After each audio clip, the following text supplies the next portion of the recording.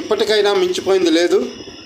ఎవరైతే ఇలాంటి అపవిత్రతకి పాల్పడ్డారో, ఎవరైతే భక్తుల మనోభావాలు దెబ్బతీయడానికో, లేకపోతే వ్యాపార కాంక్షతోటో, పదవి కాంక్షలతోటో, డబ్బు కాంక్షతో ఎవరు కుట్రలు చేశారో వారి మీద సెంట్రల్ గవర్నమెంట్ ద్వారా మరి సిబిఐ, సుప్రీంకోర్టు న్యాయస్థానం ద్వారా కూడా దర్యాప్తు జరిపించి దోషులని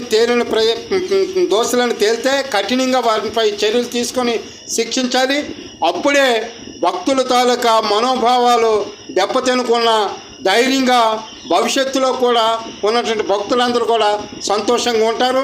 ఈ దేశము, ఈ రాష్ట్రం కూడా సుక్షితంగాను అందరూ సుఖ సంతోషంతో ఉంటారని చెప్పేసి ఆ విధంగా ప్రభుత్వ పెద్దలు మరి ఉన్నటువంటి పూజారులు, భక్తులు అందరూ కూడా ఆలోచన చేసి రేపు భవిష్యత్తులో బతకాల